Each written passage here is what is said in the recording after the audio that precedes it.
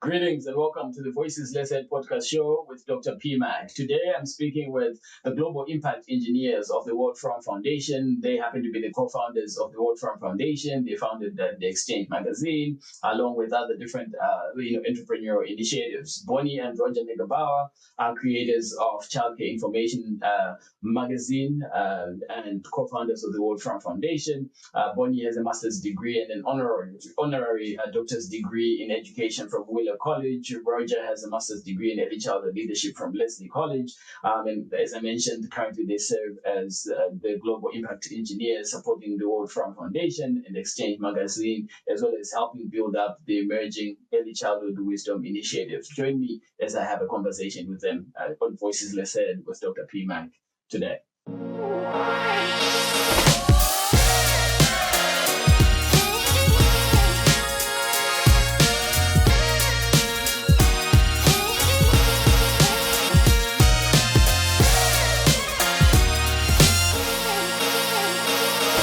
Bonnie and Roger, thank you so much for making time. I've already introduced you to my listeners, and I'm so excited just to have the opportunity to speak with you. One of the things I was reflecting on this morning is the journey, the times that I got to know you.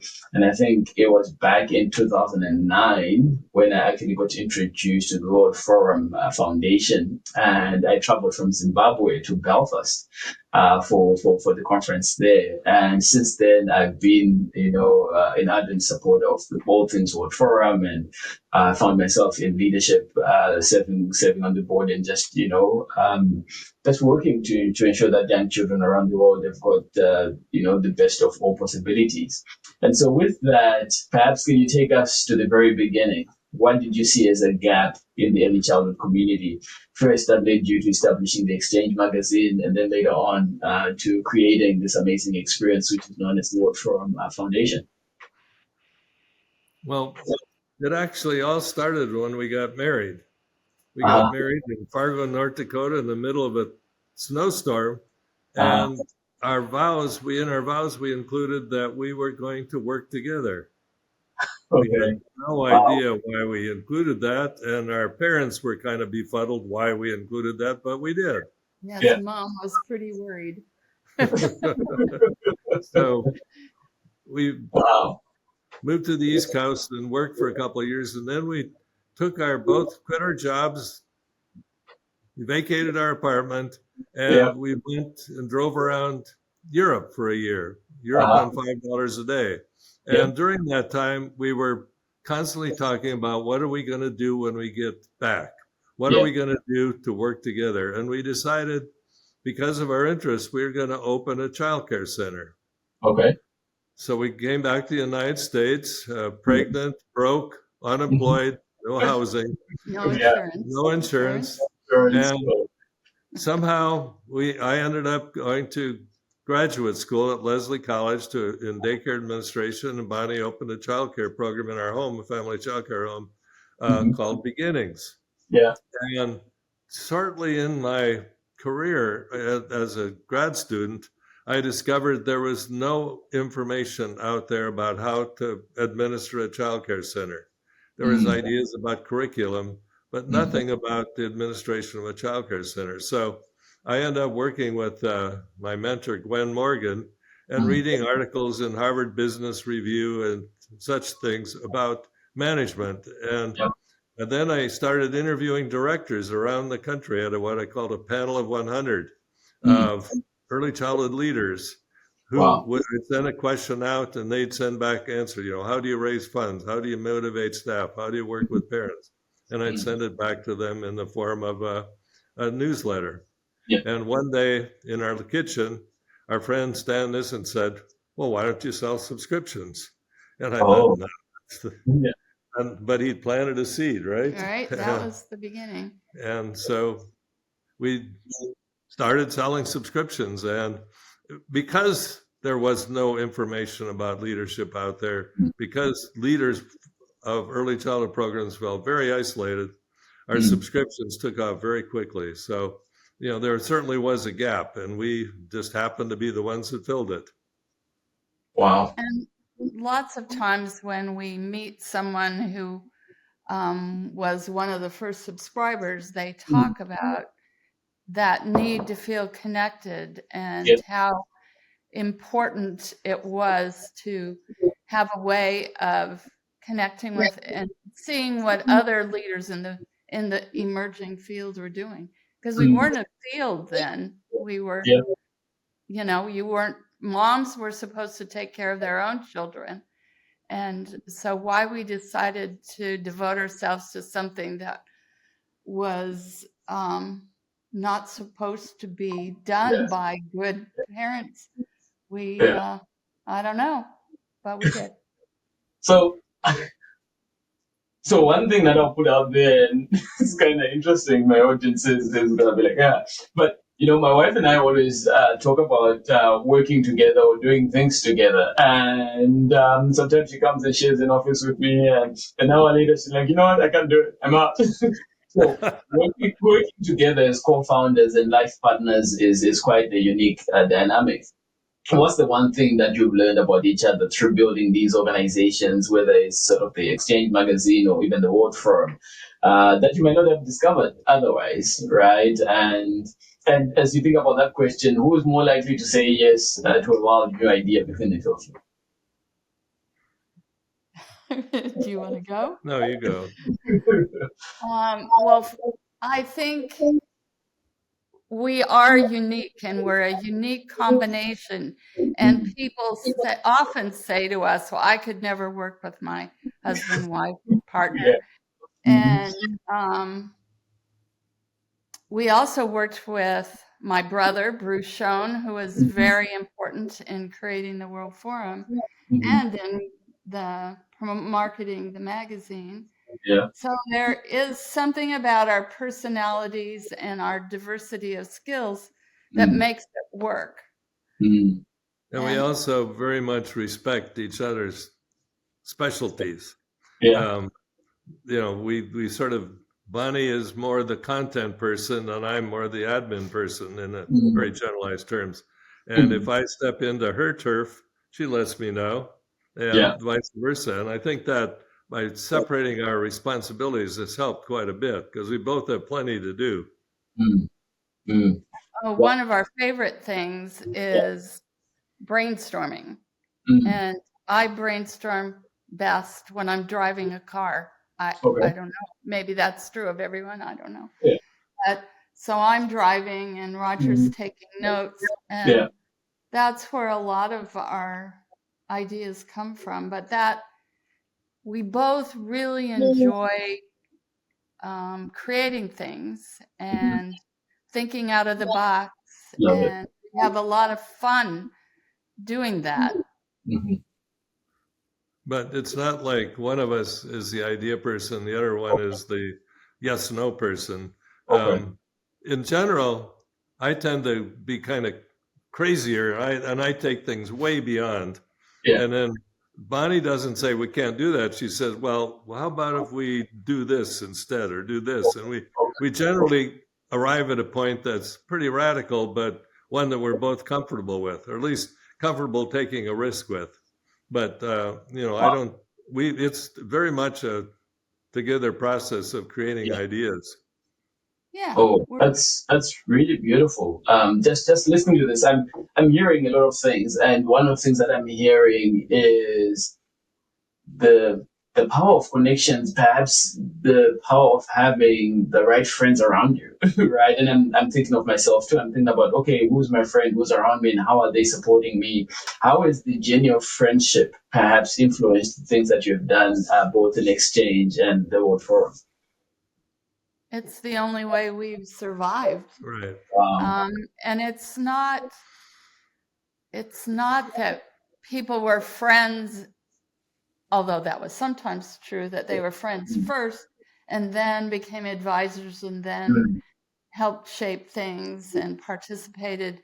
It was, I think our life is about a lot about becoming friends, authentic friends with people, and then trusting them. So valuing their perspectives asking them questions, probably boring them sometimes with what we needed their thoughts on, but trusting people then to not only offer ideas, but to have roles to play.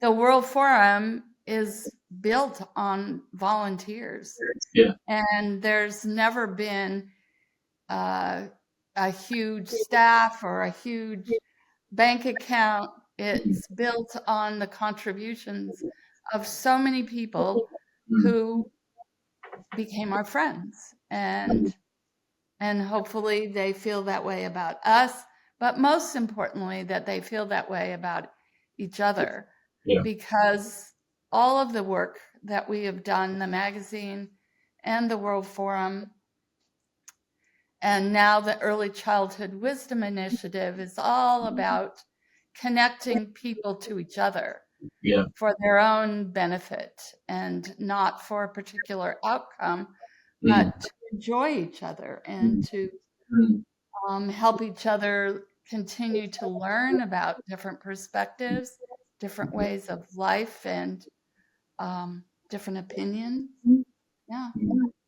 Thank you. That's so helpful. I come from a generation where friendship sometimes looks like, what can I get out of this? What can I get out of this friendship? How can I get ahead? Using in air quotes, this person, how can I move forward? And so your reflection there, Bonnie, is so deep, and I'm grateful for it, because it helps to center not only just myself, but perhaps listeners from my generation, or even the Gen Zs that are starting to listen a lot to this podcast, that it is just not about what can you get out of friendship. It's really being authentic, having time for people, listening to people, and doing life together. And I've been a silent observer of you and Roger in that regard, looking at the connections, the relationships you've built over the years, and how you hold friendships so near and dear to you. I'll come to the Early Childhood Wisdom Initiative, because I want to talk about that. But before I do that, how many countries have you traveled to around the world? Well, counting that time we took a year off to travel around Europe, we've been to 69 countries. So we want to go to one more so we can have a round number. So you have the round number. Wow, that's interesting. And so through your work with the World Forum, yes, you've traveled to all of these incredible places. 69, my word, that's a lot. What would you say was or has been your most memorable or unexpected moment? Whether it was visiting a program, an early childhood program in a country, or something that made you laugh or cry, or perhaps rethink assumptions. Well, I think we both think about that, the childcare program that was so financially poorly resourced, and the environment was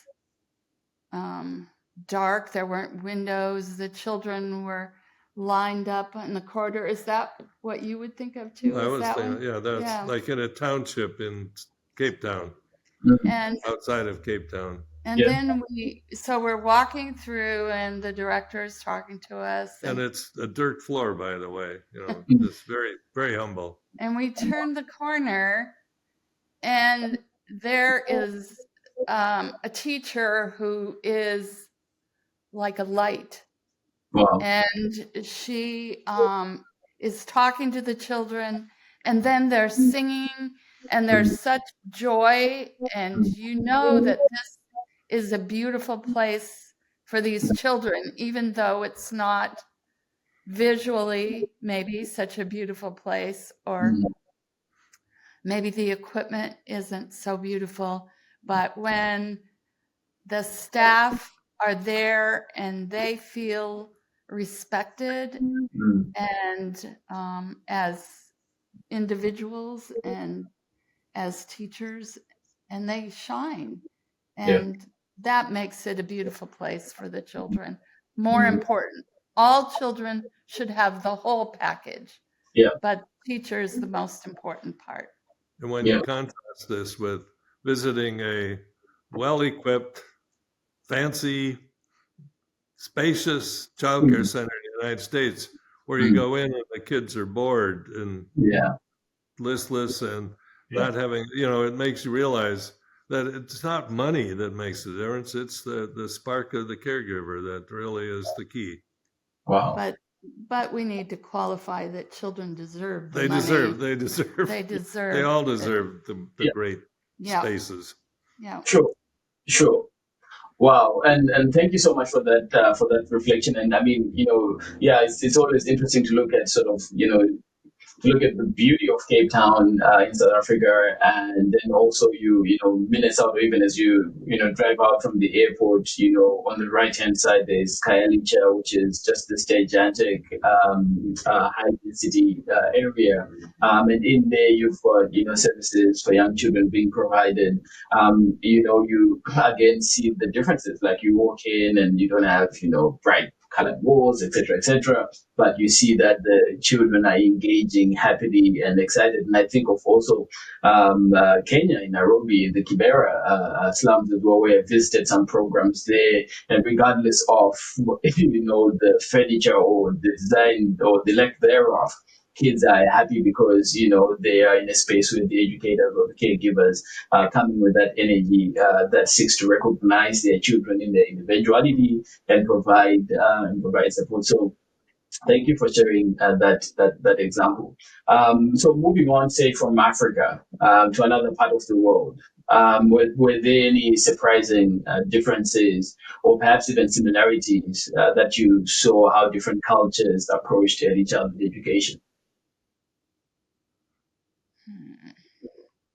Well, I noticed in some Asian communities, there's childcare providers are under a tremendous amount of pressure from parents that their kids succeed, that their kids learn English, and for the most part, the early childhood educators we respect really are trying to resist that, to let parents know that this is not an age to pressure children. This is an age to let children play and follow their curiosity. So, unfortunately, that's become the case in many parts of the world, where the pressure of parents to have the academics taught as opposed to respect for play. So, unfortunately, that's become more universal. And usually when we've gone to a community, we have someone who has arranged the visit and wants us to see the best. Okay. And so it's not often that someone will trust you, I guess, to see a range of services provided. Right. So most of the time we're seeing what people are really proud of. Yeah, that's thank you for sharing that. Again, I think just the issue of context as well, and looking at how in so many, at least places that I've visited too, in the global south, early childhood, is being seen as well. We're sending our kids there so that they learn how to read, then how to write, how to do this, and this, and this, and just forgetting, like what you have said, Roger, that no, it's just about allowing children to be children, allowing children to be to be able to play and enjoy the company that they have around them, and then through that play or that process, be able to learn through play as opposed to sort of be forced on these structured and learn how to read and learn how to write. And so, thank you for those reflections. One of the things that, again, is always inspirational about the two of you is that, you don't stop ideating. You're always on with, okay, there's this idea, or there's this idea. How do we run this, and how do we do this? And recently, you've been, in fact, over the past year and a half, I suppose, going into 2 years, you've been leading or co-leading the Early Childhood Wisdom Initiative. Now, how did that come about? right? Where I thought that, well, Roger and Bonnie have stepped back from the World Forum Foundation, day-to-day leadership. They're now just taking time now to travel around the world. But no, they're not traveling around the world. They're busy working. And the Early Childhood Wisdom Initiative is one other initiative organization that you've set up. Tell us some more about it. What was the genesis of this? Well, I think it started in many conversations where people our age are sharing that they don't want to be done, Yeah, that they want to belong, yeah. and it's lonely out there Mm, just traveling and playing golf and doing mm, whatever. And we've invested our whole lives in something we really care about. So just because you reach a certain age or a certain time in your professional career doesn't mean your mission and your heart and your mind stops. So we wanted to figure out a place for people to continue to always belong in the World Forum community. So that's one of the places this started. And then my friend Carol Hillman, who is turning 99 next year, wow. and I would have this conversation. Well, what should we be doing? What can we do that matters? Mm, And we kept talking about building some kind of a community. yeah. And Roger has always been part of the conversations as well. Mhm. But then one day we said, let's stop talking about it and let's just do it. Yeah. So each of us named 5 people that we thought would be interesting and interested Mhm. in helping us think. And we started conversations that are ongoing. Yeah. And what we have been focusing on is storytelling. Mm, And so we need to find out what stories we have that will be useful and valuable to people who are younger than us, uh-huh. and how we tell them in a way that's useful to Mm, a broad range of people. mm, And the other day I was with a woman who said, I want to know how you define an elder and what makes a person young, yeah. and what do you call me, because I don't think I'm either one. And we realized that all of us, no matter what generation we are, Mm, we need stories. We need each other's stories. So yeah. now we have to think about the middlers and how to integrate them into this Mm, storytelling.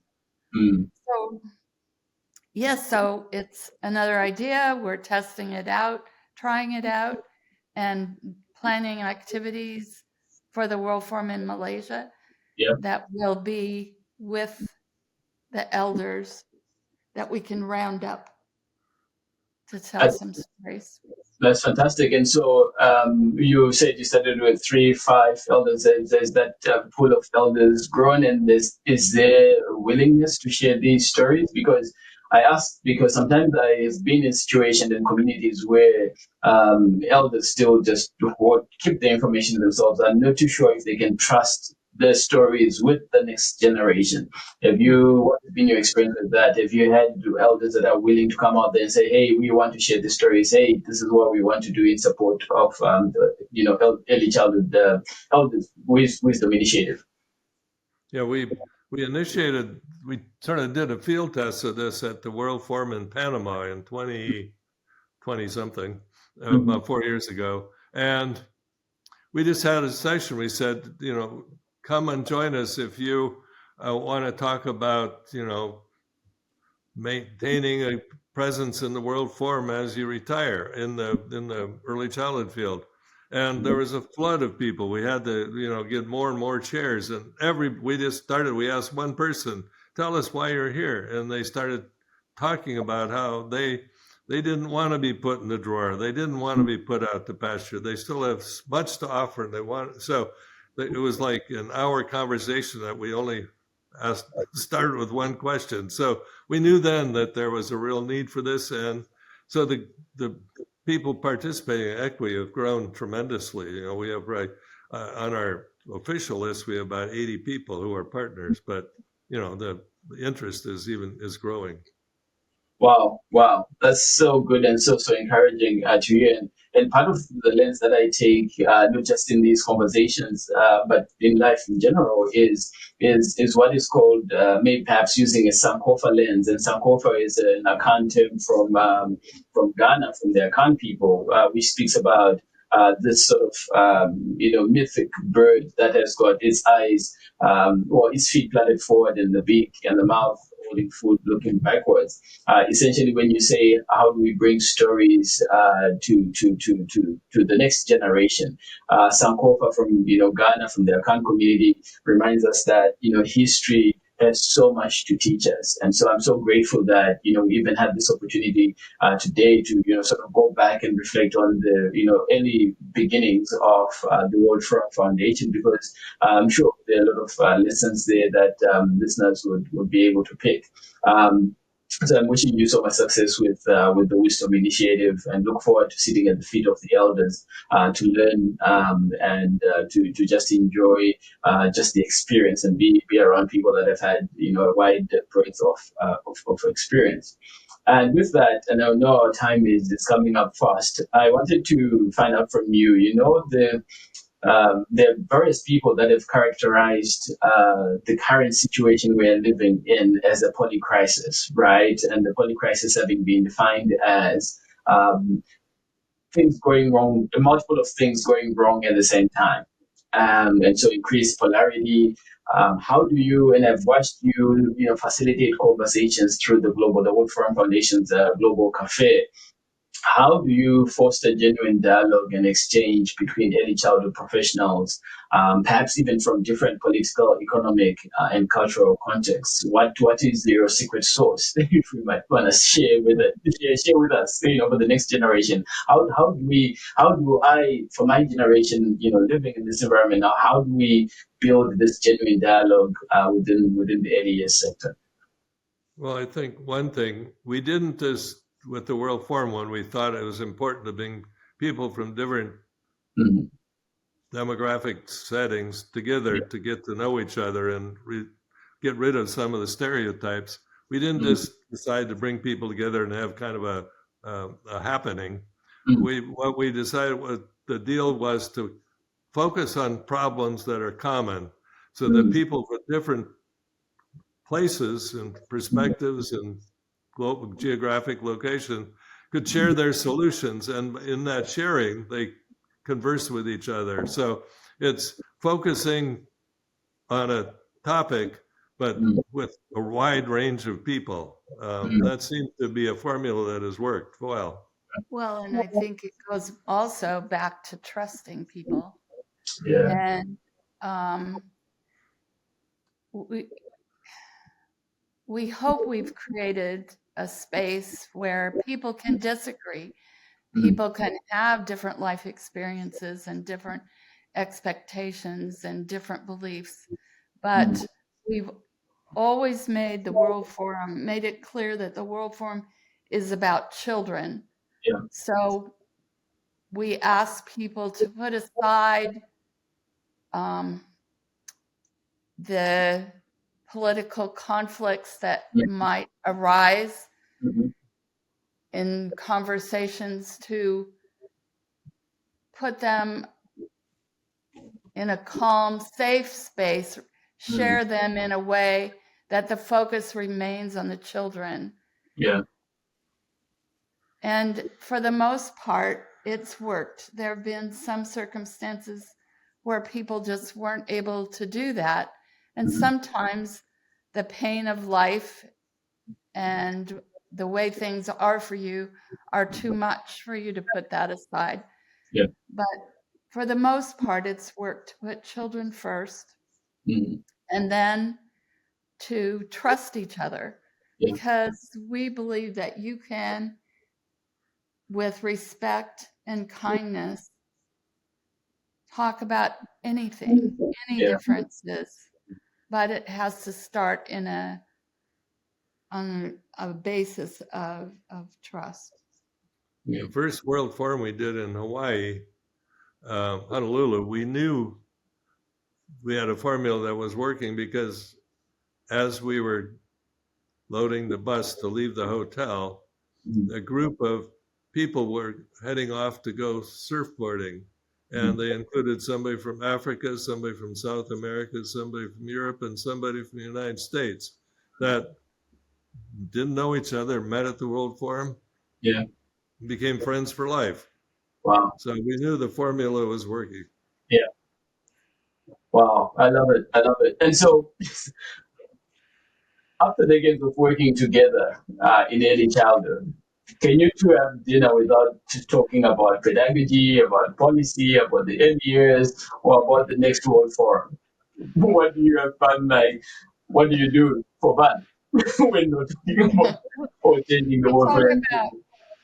We talk about our family, we talk about our community, and all the issues that are playing out globally are playing out here in our little community as well. So there's always a lot to talk about. But if you asked our kids, they would probably say, yeah, every dinner conversation ended up going back to work. I'm sure that's what they would say. Well, they all worked with us for a while in different ways when they were kids growing up, and neighbors worked with us. So, Oh, that's good. That's good. Well, thank you so much for the time. One last question is, and I'm sure you've met a lot of people, you've had so many dinners, but if you were to have a dinner with 3 people that are living or that have passed, could you let us know who would they be and why? Oh boy! Wow. Well, Malaguzzi, right? Huh? Oh, that would be a good one. Loris Malaguzzi, yeah. And I would say Barnabas Otala, one of our very first World Forum friends. Oh yeah. Yeah, he was from Namibia. Yeah. Right. And got banished to Uganda. And another one would be an old friend of ours who died way too young, Jim Greenman. Oh, he was. That's excellent. He was. If you talk about creative thinkers, he was unbelievable. Plus, he had a great sense of humor and a great way of conveying messages. And a great love of children. He was a very special friend. So I'd love to have dinner with him again. Yep. Wow. Well, Roger and Bonnie, thank you so much for the work that you have done and that you continue to do to center the lives of young children, not just in North America, but truly around the world. We are so grateful. I'm grateful for my friendship, my family's friendship with you.